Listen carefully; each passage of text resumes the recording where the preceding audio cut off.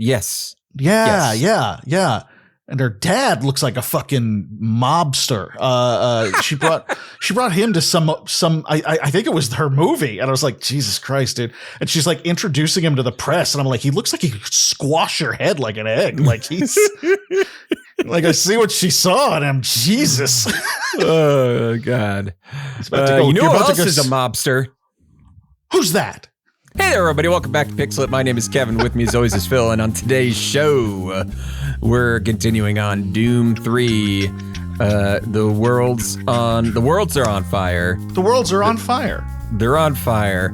Everyone strong, knows it. And everybody knows it. Strong desire. Yeah. I think that's required. There's no way we can get around that, right? Like it has to be done at least once. There's no way we can get around that. Right. No, that's just not possible. Yeah. So, Phil, how you doing? How's this week treating you? It's good. Good week. It's been good so far, but it's only Monday, so there's only Monday, Lemon. There's plenty of time for everything to go south, which I reminded one of my coworkers about, and she did not appreciate that. They're all very young. I work with very young people. They, like most of them are Generation Z, and they're all very young. And one of them, I said, well, don't worry. There's always a chance for everything to go fucking south. And she was like, Phil, and I was like, oh, what? I'm sorry. Am I not supposed to tell you the horrible truths about life? I thought I was the old guy here. I thought that was my job. Yeah. They were not pleased. So. Yeah. What about you? How's your Monday been? It's actually been pretty good. Pretty good. And good. I have to say, you know what made my Monday even better is the website patreon.com/pixelatpod, where you can go and have a good time. Not that kind of time, but maybe. Don't do that. But maybe. But maybe. But maybe. Not at our expense, but possibly. But possibly. But you sure. can go there and follow us for free on patreon.com/pixelatpod. Go ahead and follow us for free. $1 gets you in the door for posts. $5 gets you the ad-free episodes and the bonus episodes. Now, I know you're out there listening and say, hey, Kevin hasn't posted the bonus episodes in a while. And I am aware of that because I am trying to fix something with the bonus feed, and it is being stubborn. But you will have a plethora. You're going to it's going to be like a fire hose at your face of bonus episodes. Once I get that figured out, fire hose at the face. $10 gets your name shouted out in every episode. We have a new person on the list. Yes. Guess who it is? Guess which one is the new person as I read through. Yeah, see if you can figure it out. Jesus Loves You, Kyle Seaman, Ruthless Mutter, Middle of Things, Sigma Sal, My Dad Nuts and Me. I forgot. Chet Beaks Dumb Thick, Langolier, and Friendly Friend. Thank you for being friends. Kevin sent me a screen cap, and he's like, I think they're just fucking with me, trying to get me to say all these things. And I completely forgot until you said it again. Jesus, tap dancing Christ. I love our fans. I love you guys so freaking much. I don't know if I've told you that lately, but you're great. Jesus. Wonderful fans. Best fans in the world. Best fans ever. You pay $10, you get me to say things that are things. They are things. They are indeed. They are indeed. So Phil, we're just gonna go ahead and put the body in the marsh then. Let's do it. Let's marsh that body. When I tell you to dump a body in the marsh, you dump them in the marsh. Marsh that body. Marsh that body. Oh, marsh that body. We're in part 2, which takes place in the year 2145. It's exactly 1 year after the events of the other part. Chapter 15 is a note from Kellen McDonald. Brief note talking about moving from animal testing to human testing, despite things going wrong with the animal tests, and how his wife wants him to come home. Wah, wah. Yeah, Kellen, things are I don't going think you're great. coming. I don't think you're going home, buddy. It has classic Resident Evil journal entry vibes. Yeah. Just perfect. Yeah, 100%. He's gonna be itchy tastying Exactly in a couple days. Yes. Buddy, get ready to learn itchy tasty. Oh my God. Absolutely. I think if I ever make a horror podcast, just a straight up horror, I will call it Itchy Tasty. I just want to get that recorded so I can be held to account for that. Oh, I 100% agree. Once this becomes a real job for us, here's the thing, folks, is if this was a real job for us, we would have like 5 more podcasts. Yeah. The level of side projects we would have would be irresponsible, let's say. Irresponsible. Yeah. Pixelatpod.com or patreon.com/pixelatpod. Make it happen. Chapter 16, the new Pentagon in Laramie, Wyoming. And here's the thing about Laramie is that I can only think of the cigarette brand from The Simpsons. Uh-huh. That's pretty much it, isn't it? Yeah, because that's where my brain goes too. Is Laramie. Laramie cigarettes. Kane meets his lawyer, Captain Furtada, who gives him the whole rundown of what to expect at the trial. They go to trial, and his lawyer's like, "Hey, let my guy explain what happened." But there's a sudden twist. The prosecution has a deal for him, and they retire to a private room where the offer is that in light of his attempt to save lives, he can sign a deal to serve in the Space Marines. He's knocked down to private, and he's got to do it for 10 years. It's either this or face. Yeah. Yeah. Go on. Or face it's this or face the tribunal, which could end up in the death penalty. And I feel like they actually saved his ass, not just for the obvious reason, but for we know what this guy is responsible for. And the lawyer wanted him to tell them what he did, which I think would be like, oh, yeah, we're going to have to execute you right the fuck now. You are the worst Marine of all time. Right. For those of you who don't remember, he basically just killed a bunch of his people for no good damn reason. He killed his unit to save another unit, basically. Yeah. And I mean, maybe we're looking at this all wrong. We're like, well, you can't just like measure the numbers versus the numbers and be like, okay, well, his actions cost more lives than not doing the thing that he did. Right. You still had a net loss there. And yeah. More people died. How about that? How about that? Yeah. How about them apples? So yeah, Kane's like, okay, fine. And his lawyer's like, all right, well, I hear they're doing some weird shit up there and people have gone missing. Good luck. You'll be leaving in 48 hours. You're leaving in 48 hours. Yeah. Chapter 17, Delta Lab. Delta Lab. God damn it. Truger is musing about the first human transport experiment, which seemingly had gone well until the Marine opened his mouth and revealed that he no longer had a tongue or teeth, and his throat was just a fountain of blood. This is keeping in with the theme of like the thing that I like the most in this, which was the same thing that I liked the most in his last book. This dude can make some freaky ass shit. Like he's good at the gore and the spooky body horror stuff. And that's something that really does near and dear to my heart go. So yeah. Later they'll like he'll expand upon this particular instance as basically the guy vomited his insides out. Right. Pretty fucking gnarly. It's very cool. It's well done. It's gross. I liked it. He was fine, and then he turned inside out. Right.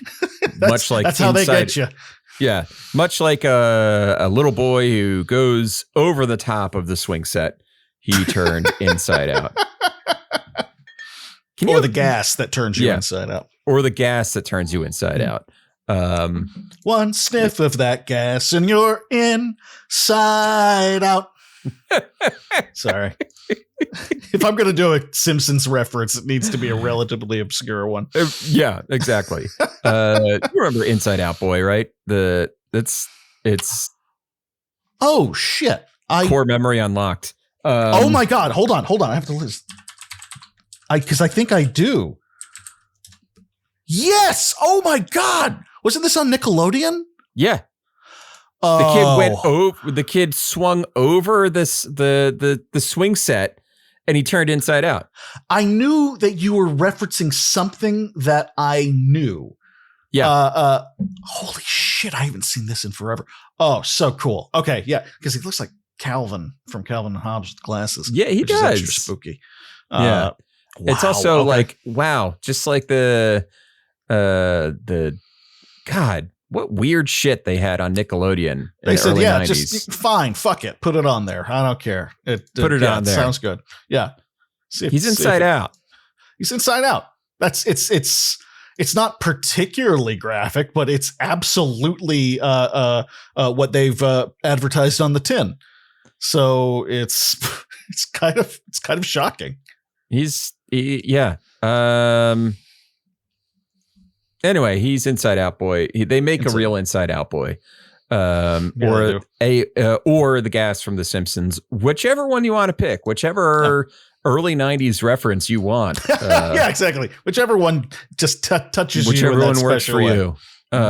Or there's also a scene in, I want to say, Reanimator Part 3, where yeah, there's a guy who's alive who injects himself with the stuff thinking it's drugs, and he turns inside out and just becomes like a living nervous system or something like that. Oh man, that's cool as shit. I only ever saw the first one of those. I don't think I was even fully aware that there was a third one. It's just like straight up after the first one, it just becomes straight up like special effects body horror shenanigans. Does it still have the one guy, the guy who played the doctor? They in the first all one? have. Yeah, they all have Herbert West in them, I think. Good. He is excellent. He is. So I don't think you good. can do it without what's his fuck, the guy, the Herbert West guy. Right. I just wanted to make sure they didn't recast him or something, because that guy rules. Reanimator.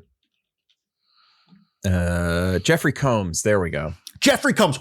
Not the first time we've talked about him on this show. Not the first time we've talked about Jeffrey Combs. Yeah. All right. And who's the other guy? The old man. David Gale. David Gale. Yeah. Who's in the Guyver? Huh. Oh yeah. Okay. Jeez. Yeah. Wow. Anyway, Inside Out Boy. We're in the second. Oh, then they do another experiment with another guy, and it seems totally fine. But then the guy loses his mind and takes a chunk out of one of the nurses, and they have to like strap him down. Sure. So he loses. It's instead of vomiting up his insides, he just becomes unstable. He was trying to add more insides to him. Yeah, in preparation, basically. Yeah, sort of like the Reavers. Yeah. They just add stuff to them. We cut to Maria, who is eating lunch with Andy Kim, Deuce Howard, and Rodriguez. The first two of those having been promoted since they started. Rodriguez flirts with her a little bit, and they dump on him, and they all have a laugh. They're like, Rodriguez, you suck so much. It's pretty much the scene. That's pretty much it, yeah. And Rodriguez is like, hey, I hear they're looking for another volunteer over for a Delta Lab thing. Then we cut to Graulich, Dr. Axel Graulich. She is being mean to a Marine who is leading the extra security detail she requested. But actually, rightfully so. The Marine was just kind of fucking standing around with his thumb up his ass. And she's like, just do something useful. Yeah. It's a valid complaint, I will say. It was a valid complaint. She's like, could you just not be in the way of people moving equipment? Right. If you're not going to protect us and shit, maybe don't stand in the way of that. It's like position. She starts telling him where it's like, position your guys here, here, and here. Yeah. And he's like, okay. Yes, ma'am. Yes, ma'am. On the way, ma'am. We go to chapter 18 at the Denver Space Hub. Kane is sitting on the ship and he meets a guy named Tobias Smith, aka Smitty. Poor Tobias. Poor Smitty. Poor Smitty. Sweet guy. Sweet guy. I don't think he's going to live through this. I don't think so either. Oh boy, Smitty, you're too sweet for Doom. You're too sweet for Doom. The less popular version of Hosier's song. Yeah. Kane, by the way, tried to find a seat where nobody would sit next to him, and then this guy sat next to him. Oh man. And he's just cold as shit. He's like just he literally at some point goes, maybe we should just sit and enjoy the ride or something like that. It's just, how about you shut the fuck up for like shut the fuck up for 5 minutes. And this is like, I don't know, this doesn't really endear me to Kane. Like, are we not gonna get like a save the cat moment with Kane where we're like really endeared to him as a character? I think that the author thought that that's what the whole first part was. I think that's the impression he got, and I have to aggressively disagree. But you're right. They just, I guess this is meant to, but that's all part of the early aughts kind of shit. You know, the thing that impresses you is the fact that he's such a badass. And he told that guy to fuck off. It's like, he sounds like a jerk. He just sounds like a jerk. He's like, you're not Judge Dredd, buddy. You don't got the cachet. Right. None whatsoever. And you're not Carl Urban either, even though Carl Urban played an equivalent character to you in the movie. Right. Yeah. You're not, but you're not is the point. But you're not. To be specific, you are not Carl Urban. To be perfectly clear, you are not Carl Urban. Not even Thor Carl Urban. No, not even Thor Carl Urban. It's hard to say. It's a harder name to say than I thought. Carl Urban. Carl Urban. Not even a Star Trek Carl Urban. Oh, very good. He played he was Bones. Yeah, I always forget that. And he was really good too. Yeah. He was probably one of the best guys on that cast. Oh, he was terrific. I gotta say that cast was pretty solid. I think the movie suffers from. I think the movie mostly suffers in hindsight from J.J. Abrams bullshit. It has a terminal case of J.J. Abrams bullshit. That is true. They did their best, and it's a fun movie. It's a popcorn movie, but it's not Star Trek. Yeah. And I say that as a person who really doesn't watch Star Trek. And even I watched it and went, this isn't really Star Trek though, right? Yeah. Oh yeah, he was in Lord of the Rings. Yeah. That guy's had a really crazy career. He's been at it since the early 90s. Nope. And I mean, obviously the last couple of years is mostly The Boys. The Boys, yeah. Mm-hmm. And providing that's pretty much it. The Boys and the other video game Arc. Oh, I didn't know that. I didn't know he was in that one. Yeah, he's a character in that. But other than that, yeah. Oh. Yeah. And he's a stormtrooper in Star Wars Episode 9. Well, like one of the cameos? Yeah. Because I feel like a few people did cameos as stormtroopers, like uncredited stormtroopers in those movies. Oh, yeah. I think, there were a few of them. I think what's his name? Daniel Craig, I think, did it as well. That's just what I was going to say. I think he was the only one that I think I knew by name. Yes. And he might be one of the only ones that speaks. Like you can actually hear his voice at one point. Oh, okay. Yeah. What are you supposed to do if you get the chance to be in a Star Wars movie? They're like, we can just put you in even if I don't give a shit. Even if it's going to be a shitty Star Wars movie. If you asked me tomorrow if I could be in a Star Wars movie, I'd be like, right, yeah, Yeah. Yeah. Well, it's only 10 minutes long, and it's just two Ewoks sucking each other off, and you're in the background. That's great. Fine. Is it canon? I'm in. If I'm in the canon, Yeah. I don't care. I don't care. Tell Dave Filoni that I'm in. Somebody's going to write fanfic about me. This is how it works. Everyone finds some random guy. I am the guy in the background who is arguing about the whether my blue milk is curdled. Right. Speaking some alien language that sounds dangerously close to a cultural stereotype that I'm very uncomfortable with. Very uncomfortable with. But somebody will write a book about me. Mm-hmm. Like the Tales from Mos Eisley Cantina. It was basically like published fan fiction for all the characters in that for all cantina. The characters that you did not know existed. Like, yeah. And it's great. It's great. Well, it's fine. It's fine. I mean, but it was growing up. It was one of my favorite weird off random books from the Star Wars books.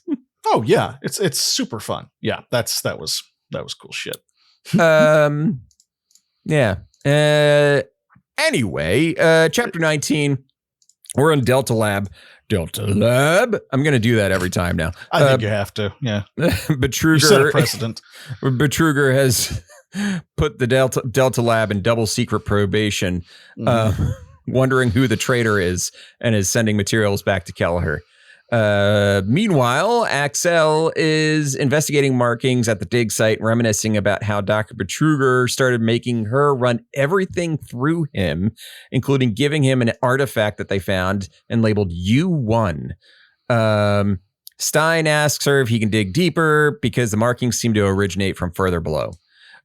Meanwhile, McDonald is investigating one of the transport pods when Ishii comes by and announces that they got another volunteer for testing. Ishii wants them to try and stop the test, but McDonald is like, I don't think we can. I don't know if that's something we can do. Betruger interrupts and asks them if everything is all right, and they just go quietly get back to work. The test will be midday tomorrow. Chapter 20, Palo Alto, California. Kelleher watches a recording from McDonald, who is warning Kelleher of the impending test. Did you notice the seventh guest reference in this chapter? No. What did I miss? The code word to unencrypt the thing is Stauf. Oh, for fuck's sake. I'm not going to act like I read these things crazy close, but I can't believe I missed that. That's absurd, and I'm frustrated with myself. Holy shit, that's funny. Codename Stauf. And I was like, oh my God. He snuck a reference to seventh guest into the Doom 3. One of these things is not like the other. Wow. Kelleher spends the rest of the chapter thinking, yeah, shit sucks, but maybe it doesn't. It's real Owen Wilson in Royal Tenenbaum's energy. Very much that, yes. Everyone knows Custer died at the Battle of Little Bighorn, but what my book presupposes is that he didn't. Fucking Lord. I need to watch that again. For as a Gene Hackman. Absolutely. As a salute. A salute to Gene Hackman. Watch Royal Tenenbaums. Oh, do it. Absolutely. God. He was something else, wasn't he? I don't think he was great. I don't think there was really many guys who were that much like a force on, like, you had to pay attention to him, you know? And yet shockingly versatile. Yes. Crazy versatile, very flexible, could do a lot of shit. We toasted him with Birdcage, which is like my wife's favorite movie of all time. And he is so good in it. Like, we all know that the stars of the show are Nathan Lane and Robin Williams, but he's so fucking good. Yeah. So yeah, that's worth a watch if you guys haven't seen it in a while. Yeah, I should throw that on, and maybe French Connection, also pretty good. Got to do that. Yeah. It's he plays a cop. It's like Gene Hackman was playing kind of old for pretty much his entire career. Pretty much his whole life. Yeah. His whole life he was never a young man. No. He played in French Connections from 1971. So, 54 years ago. And he's playing like a grizzled old cop. Right. Of course, he was like 1,000 years old when he died. He was almost 100. Yeah, that's true. Well, at least he was closer to 100 than most of us will ever get. So he was in his 40s, and as we have learned, being in your 40s 50 years ago really hit different. Oh, big time. Yeah. Wow. We were talking about the younger female celebrities aging themselves up. That they were playing the home game in those days. Like that's how that worked. Yeah. It's just what it was. Yeah. By the time you hit 40, you looked like you never were young. Right. He pulled a Benjamin Button and came out of the womb a disgusting, dirty old man. Pour one out to Gene Hackman. Oh yes. They did a little tribute to him last night. That's nice. What Morgan Freeman came out and said some words to his good friend Gene. Yeah, that's cool. So meanwhile, Chapter 21, back in Marine HQ, the Marines are told by Sergeant Kelly that they will be paired with the new Marines that are coming in, and to give them a tour and get them all set up. And we also learn the name of the guy who's volunteering. His name is Wegner. Chapter 22, we're in Mars orbit. Swan and Campbell are talking about the potential necessity to terminate the projects going on in Delta Lab. You thought I forgot. Nope, forget. I did not actually. Meanwhile, Kane lands and disembarks the ship. He notices a bunch of weapons being unloaded, including a quote unquote big gun, which is our very, very tongue-in-cheek coy reference to the BFG. The BFG. Kelly meets the newbies and introduces himself as they walk through the base and shows the other Marines on staff that that will be their babysitters. And then Kane ends the chapter by saying, "This is going to be fun." And I'm not sure why he says I don't that. know either. It's really not clear. But he's that neither are a lot of his motivations, to be completely honest. It's a very threatening aura when he says this is going to be fun, because last time he said this is going to be fun, a lot of people died. I kind of honestly expect him to take a crazy heel turn at some point, and I don't think that's where we're going with this. I don't think that's where we're going, but I wouldn't be surprised. Right? It feels like that's where we're going, but I'm pretty certain that we're not. What a weird protagonist we've got here. Weird protagonist. Chapter 23, we're in some sort of a conference room or whatever the fuck. Swan and Campbell are impatiently waiting for Hayden for Betruger to arrive at their meeting. And Hayden doesn't think it's going to be easy to rein in Betruger. We find out that Ishii has been deciphering stuff from the dig site. He's kind of like figured out the language a little bit. And he's starting to lose it a little bit. He's not doing well. And he feels like he has to stop Betruger. Meanwhile, Swan and Campbell meet with Betruger to talk about how they're concerned with the new test using a human volunteer, and that they will need to get Kelleher's approval for it. Chapter 24, while the Marines are getting to know each other, a warrant officer distracts Kelly to talk to him. This gives a couple Marines the opportunity to mess with Kane because of what he did back on Earth, and they're calling him Killer Kane and all that stuff.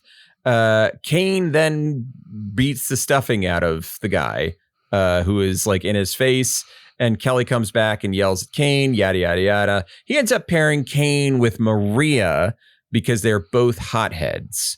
Yes. Yes, they're both hotheads, and they're both hot. Hey. Yeah. I think they're all following it. I think they got it. Yeah. I think they got it. Maria gives a half-assed tour because she would literally be doing anything else in the world. And while they're on the tour, a dude seems to lose his mind inside the All Faith Chapel, telling people that they can't make him, and we're all going to be taken and all that stuff. Kane tells Maria he has questions, and while he tells her this, he checks out Maria's lips because he's only human after all. Yeah. This is the level. It's a level of specificity that left me a little uncomfortable. On tonight's episode, the writer's barely disguised fetish. Yeah, basically.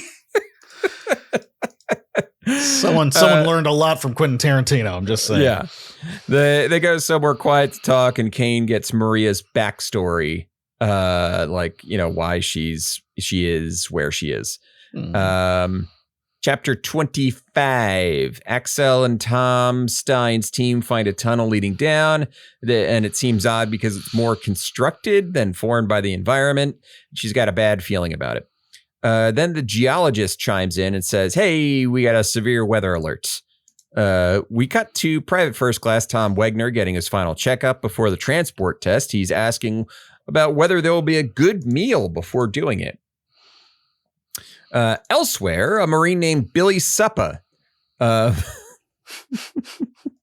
love that name. It's a good name. Suppa. Would you care for some suppa? I was about to say it's cause his original name was William Lunch. William Lunch. And they went, that's a stupid name. And he goes, you know what? You're right. Billy Suppa was born on that Billy day. Suppa. He's monitoring. He's standing on a ridge and he's monitoring the oncoming storm. He's like, "Hey, holy shit, that's a big storm!" And he looks behind him, and like one of his guys, one of the other Marines, is just like run away, and he's like, it is a big storm. I don't blame the guy. And then a hole opens beneath Billy, and he falls into it. Yeah, it cuts to the Ralph Wiggum meme. I'm in danger. I'm in danger. Yes. That dude should have gotten the fuck out of there. Just a hole. He gets eaten by the ground. Meanwhile, deep in the caves, Axel is trying to communicate with her team, but is finding that comms are down during the storm. Meanwhile, Kane, while walking around, notices that there is a family up on the base, and he's like, that's interesting. That's weird. All right. Yeah. Chapter 26, Kane eats lunch and talks with Smitty, who mentions that everyone seems jumpy around here. Maria swings by the table and bullies Smitty a little bit, to Kane's amusement, because fuck Smitty, I guess. Poor Smitty. She's also a little bit flirty with Kane by like rubbing her body against him. Flirty in the same way that a dog in heat is flirty. Presenting. We have a few scenes of Hayden, Kane, and Betruger thinking about tomorrow. What's on the line for tomorrow? Chapter 27, Ishii makes his preparations to stop the experiment while getting more and more anxious that someone's going to figure him out. Kane gets his partner for today's activities. It's going to be Smitty, since they arrived together. And Smitty is like, hey, can I partner with Kane? I forgot to mention that in the previous chapter with the lunch scene, Kane refers to the other Space Marines in his head as, I can't believe I have to consider these clowns equals or something like that. And like, Kane, you're on a real fucking high horse. What the shit, dude? What the shit? Like, just even beyond what a shitty thing that is to say about people who are like sharing your fate here. But holy shit, you're a murderer and maybe the worst leader of all time. Good Lord. Yeah, that was bleak. Meanwhile, Ishii is trying to sneak his way out of the lab when he runs into Betruger, who asks him where he's going. And Ishii's like, I'm just checking the links and making sure the things are fine. All fine here. How are you? And Betruger's like, carry on, and like walks away. Yeah. They're all just doing their best. They're doing their best. Elsewhere, Really Wagner is talking about how delicious his breakfast was. And Rodriguez then keeps pestering him about, hey, do you have any second thoughts? Do you think you're going to die? Are you going to die? Are you going to die? And Maria's like, stop it. Yeah. This is when it's like, okay, all right, I'm starting to understand. Okay. Yeah. A little bit. Slap. Chapter 28. In the last chapter of this section, she does the old talking on the phone to no one trick and slips out into the hallway. Sure. Classic. No matter how far in the future you go, the classics never die. That's a fact. You're like, well, if that's the comptroller's timeline, then that's the comptroller's timeline. Yeah. Watermelon.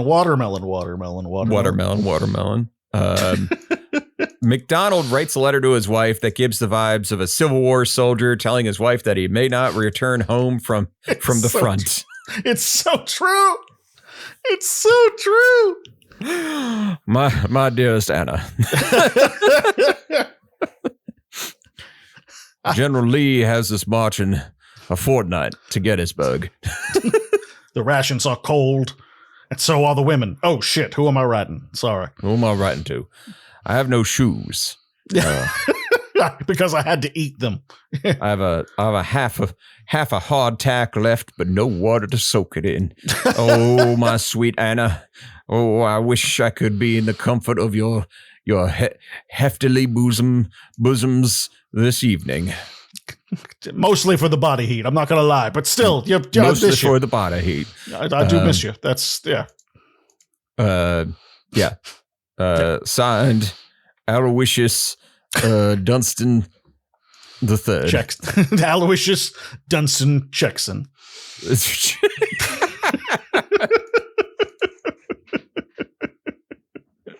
Aloysius Dunstan Jackson.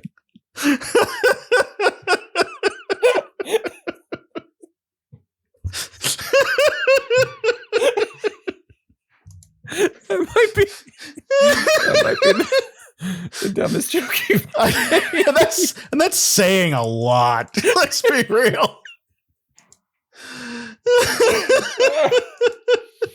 So, Betruger realizes that she has left the lab, and he calls General Hayden to get someone to find him. And General Hayden calls Kane, and General Hayden calls Sergeant Kelly, and he's like, "Hey, Kane, go find that scientist."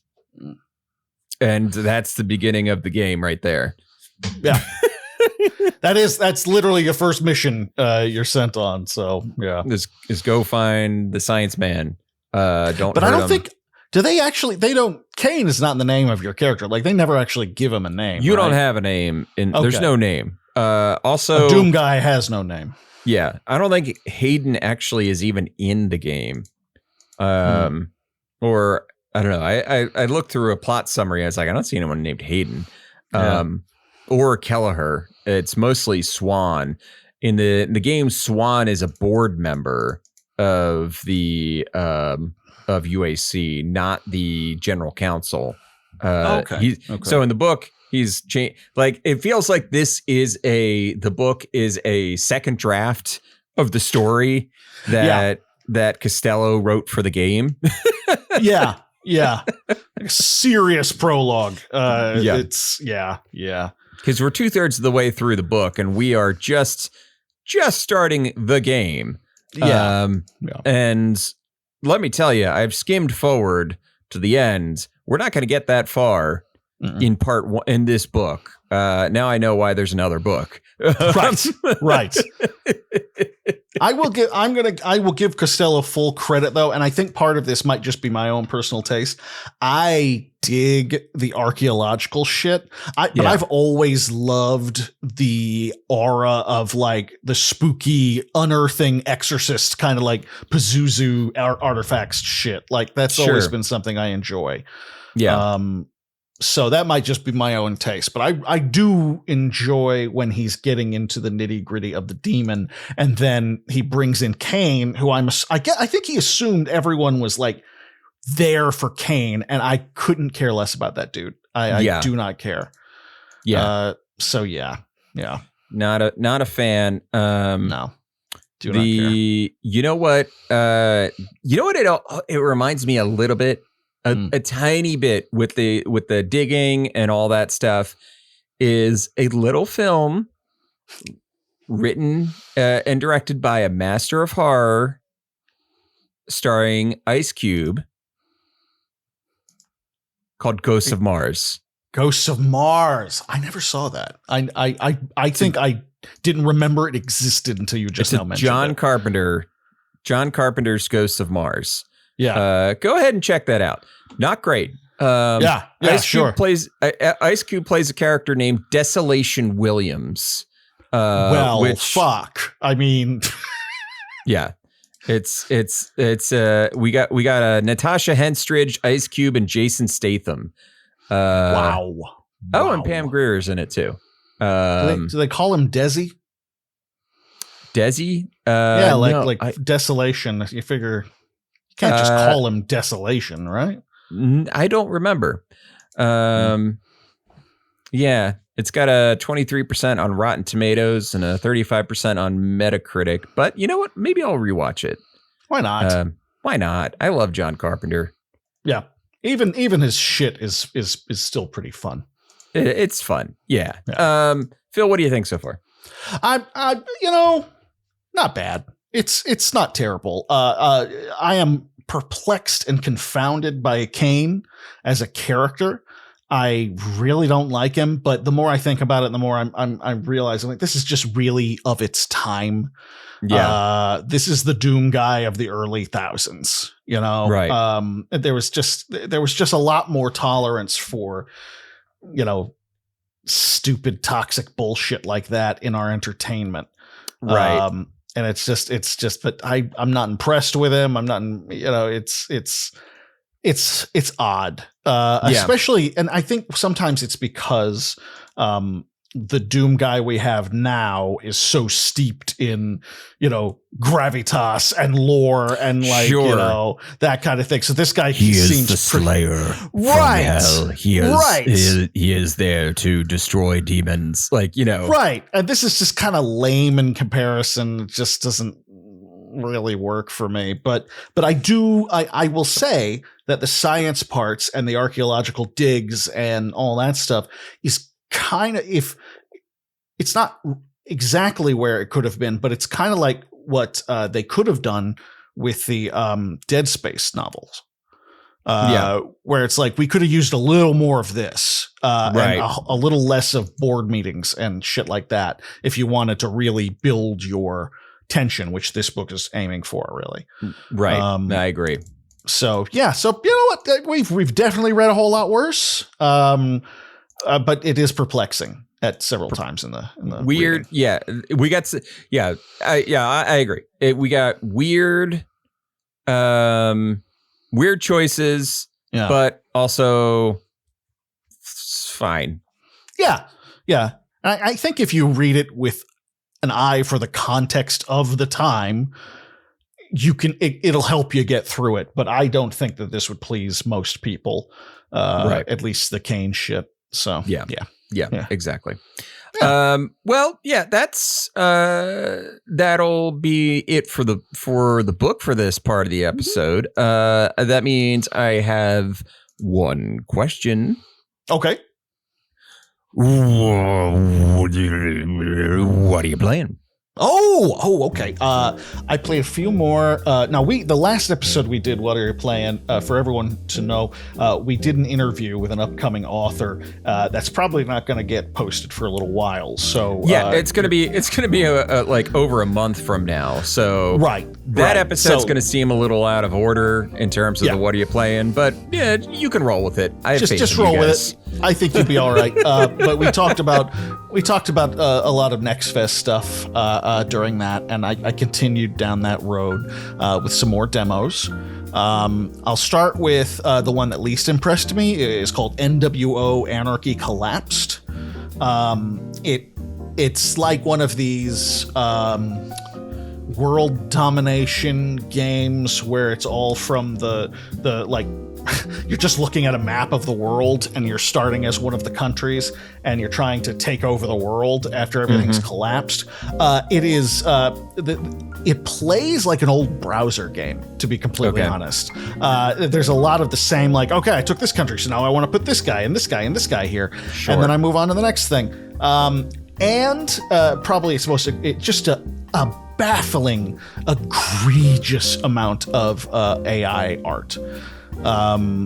It's just that ugly, shiny, really shitty AI art. And they were kind of, you see in the comments, people in the discussions, people are talking about it, and the developers of the game get really like sarcastic and shitty in the comments, like, well, it just helps us, we're a poor game studio, and it helps us make something that looks great. It's like, but it doesn't look great. Like, that's what we're trying to tell you. If you went with a more stylized thing, or worked with some other artists who don't have a lot of money too, and you could work together. But this it looks shitty. The leader, I don't know what attitude it's trying to come across with, but like, you have all these leaders you can pick based on the country, and they're all they're bizarre to the point of being fascinating. And the example I'll give you is, in America, one of the 5 leaders you could pick was, I think it was King Uncle Sam or King America or something like that. And in his description, it talks about his love of democracy, and we're playing a king. It's that level of disconnect, to the point where if they did it on purpose, you could almost find it to be genuinely hilarious satire. But there's so many things that point towards, no, this is dead serious. And beyond, and frankly, it's beyond the art style and the bizarre storyline and everything like that, if you can even call it that. It's just a dull game. So it's not doing anything new. It's not bringing anything to the table. So that I wouldn't recommend that one.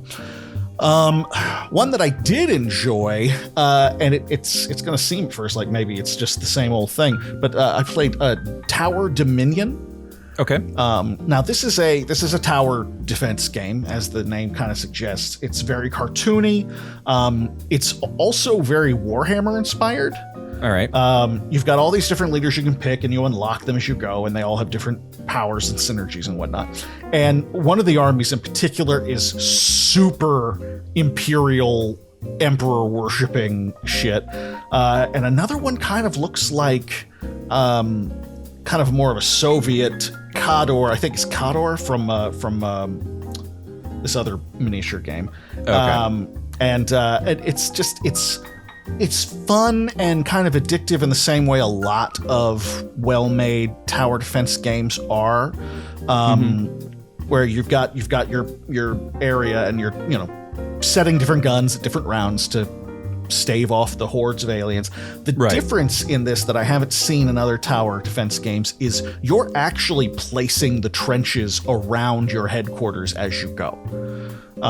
So not only are you strategizing where you place your guns and your weapons and whatnot, you're also strategizing. You'll get a square. It's on a grid, and you'll get a square or two, and it'll have different shaped trenches, so you can strategize which direction you want things coming from and that kind of thing. And I'd never seen that in a tower defense game. It's not like just a map that's laid out for you, and I really got a kick out of that. Between that and the art style, it's not a fancy shiny game, but they've done a good job with it, and it's definitely worth picking up, at least for the demo. That's definitely worth a look. I've also been playing Clock Tower Rewind. Oh, okay.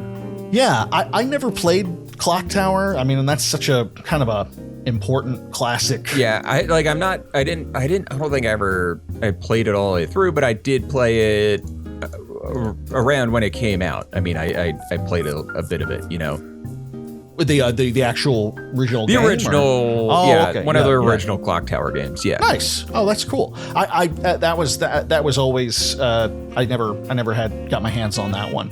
And so last year they released this, just a re-release of it, basically, where puts a new coat of paint on it. It has new kind of anime style, like interstitial storyline things, which are cute. I don't really care about those, but it's cute. And it has a rewind option, so that if you fuck up, you can rewind in the room and try again, which is a little more convenient than save scumming, right? But not by a hell of a lot. And I keep forgetting that I can do it. But I'm slowly digging through the different endings. There are like 7 or 8 different ways to beat the game, and I started at like the easiest ones, and I'm slowly working my way through them. Nice. Yeah, and it's really cool to play, just in the sense of it being a nice little education in horror video games. And this was responsible in many ways for things like Resident Evil and that sort of thing. And you can totally see where that's coming from, which is great. Right. So I'm enjoying it. I think it's $30.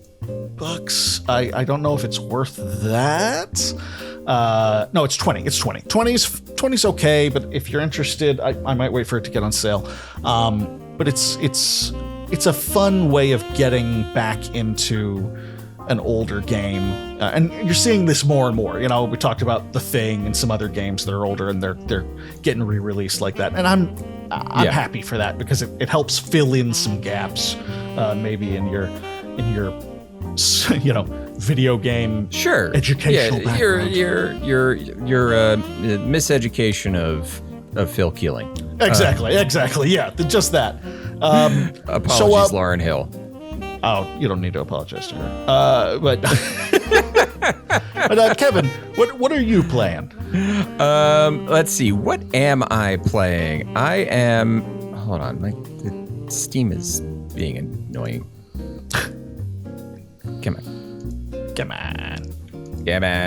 There we go. All right.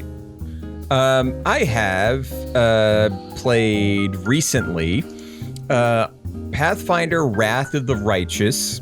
Ooh, okay. I fired that up because I love Rogue Trader as a game, and I was like, well, let me check out the most recent other game Owlcat did, which is this one, Wrath of the Righteous.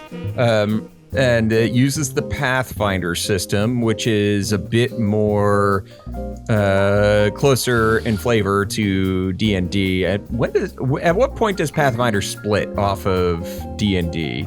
Is it 3.5 or something? Well, Pathfinder was basically, and I think it was made by designers of the 3rd edition and 3.5. Sure.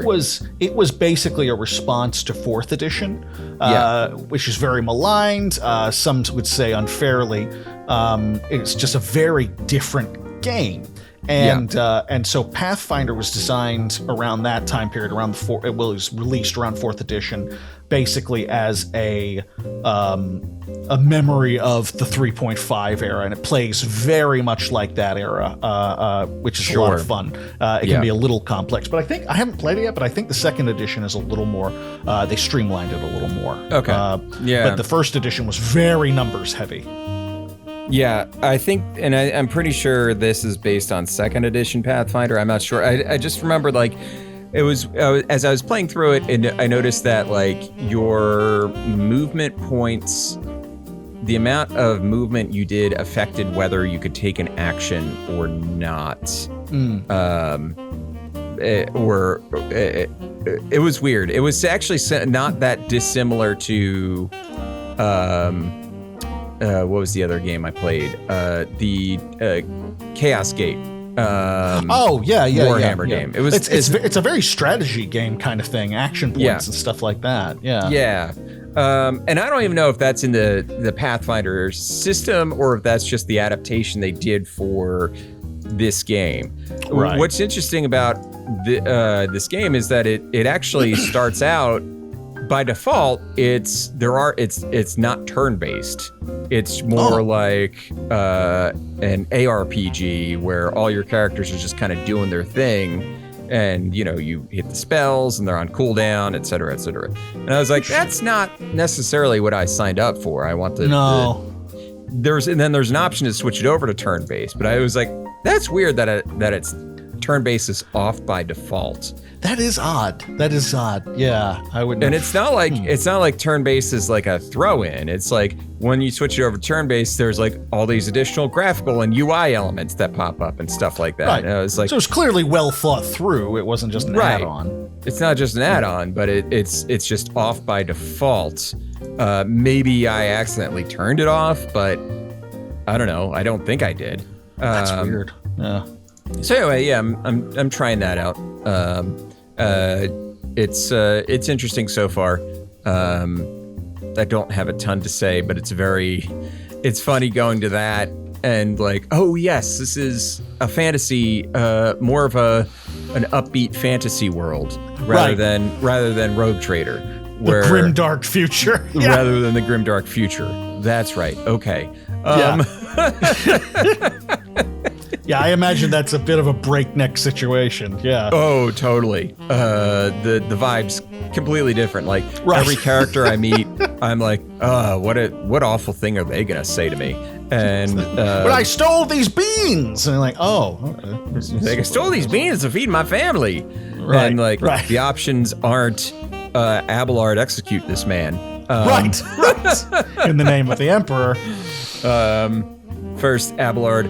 I think all games need an Abelard. Please, yes. To introduce you. I think that's very important. I think this is a hill I'm willing to die on. I think we should all have an Abelard in real life, really. In real life, yeah. I personally need a Seneschal. Yeah. Obviously. I also played Warhammer 40K Chaos Gate Daemon Hunters. Yes, yes. It is what it is. Does what you told me it is. It is It is Space Marine XCOM. Right. Yeah. That's what I was looking for. Which it surprises me it didn't get more attention. Honestly. I could see why a little bit. The UI is a little too like. I don't know. There's aesthetics of 40K I love and aesthetics of 40K that I don't. And it seems like sometimes there will be games that just cram all the things I don't like in terms of their aesthetics all onto the screen at once. And I think I could see it with the Chaos Gate game where it's like, it's like there's a vignette with like skulls around it. Be like, that's not even doing anything. You just get it out of here. Right. Yeah, I can see that. It's like it seems like a little cheap or lame or whatever. Yeah. But I tried really hard because that seems like it would be a game that would be fucking perfect for me, and I just couldn't stick with it. It just did. It's also got a rather lengthy tutorial first level, and I don't think you can skip it. Sort of like unlike XCOM, where you can just be like, nope. You can just go in the menu and be like, no, I've played this game before. Skip the onboarding shit. Here we go. Let's get the fuck on with it. Yeah, which you always appreciate, you know. Hardcore Iron Man. Let's go, and I'm dead. Yeah. And well, fuck. This is a hard game. I forgot how hard it is. Okay. All right. Okay. Come at it with a little more humility the second time around. You're like, right. What's the voice you're doing just now sounded like what's his name? That's the really pale stand-up comedian. You're gonna have to narrow it down. That's not helpful at all. Hold on. My head went with James Acaster, but I don't know. No, Jim Gaffigan. Oh, sure. Yeah. Oh, I forgot this is a hard game. Oh, right. This is a hard game. Okay, yeah. Just intensely Midwestern. Yeah. Jim's talking to himself again.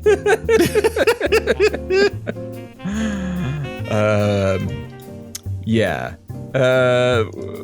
What was I saying? Oh, okay, yeah. So those are a couple of things I played. Oh my god, big yawn.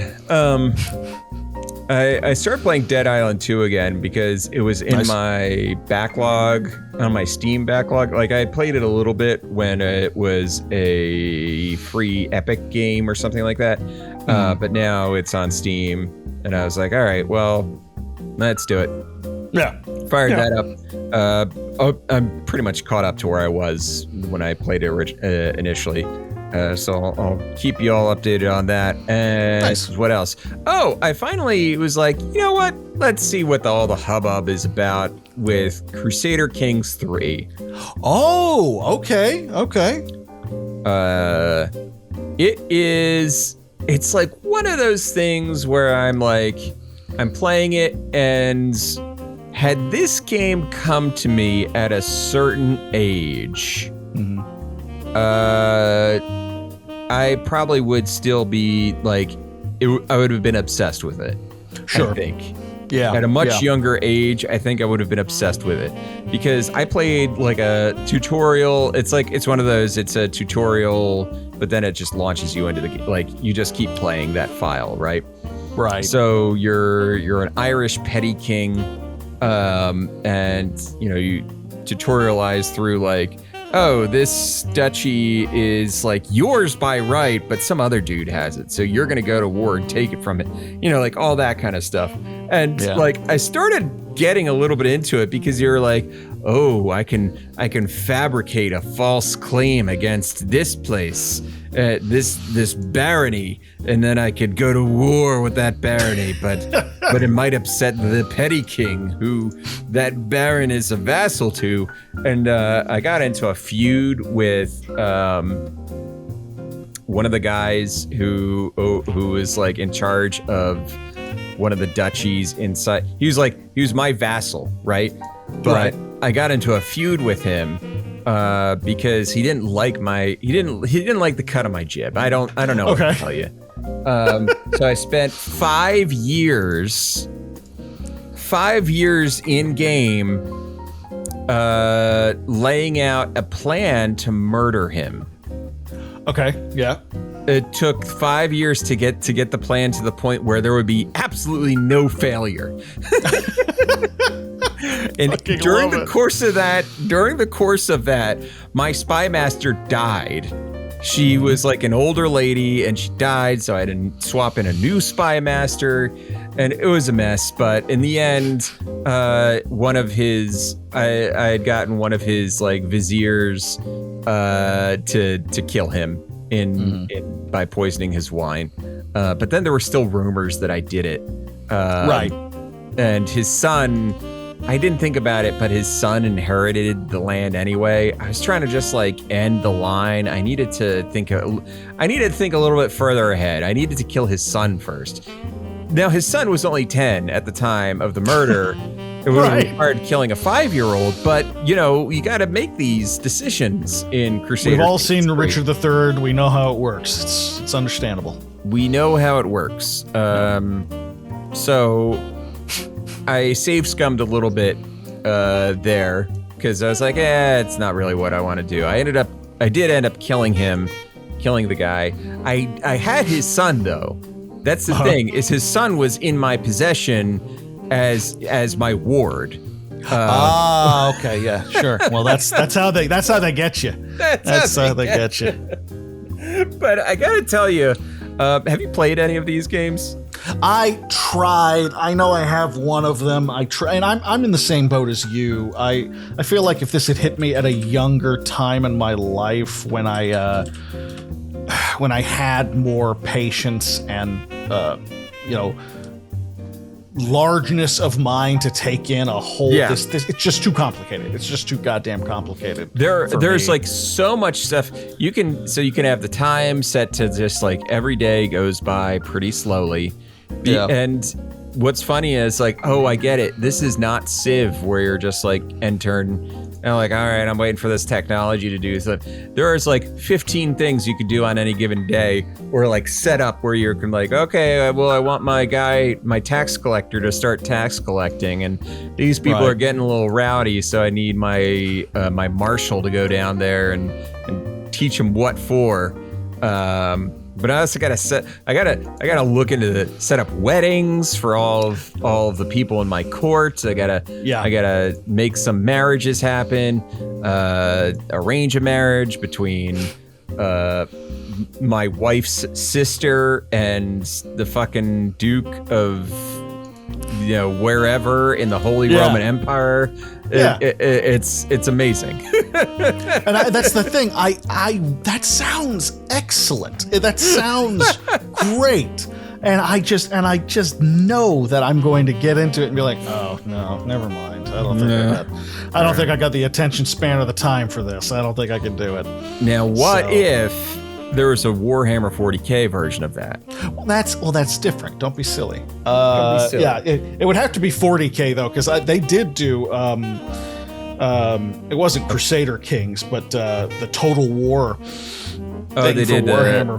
Fantasy Warhammer. Right, and I thought that would be enough to get me into that at least, and it was not. No.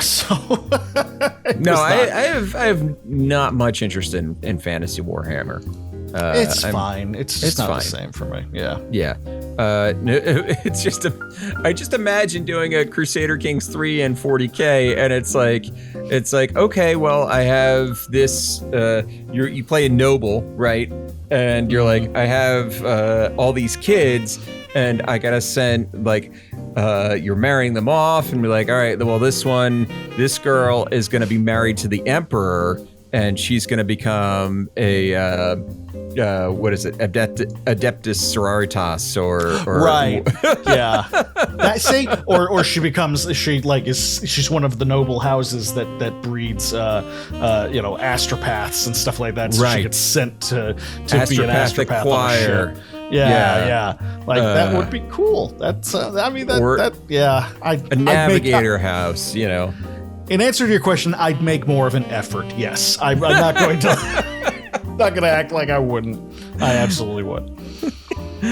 Oh God. Well, that'll do it for tonight's episode. Thanks so much for listening. If you can, go ahead and follow us on Blue Sky. That's where to go. Go to our Discord. Also, join up there. Hop in, and water's fine and all that stuff.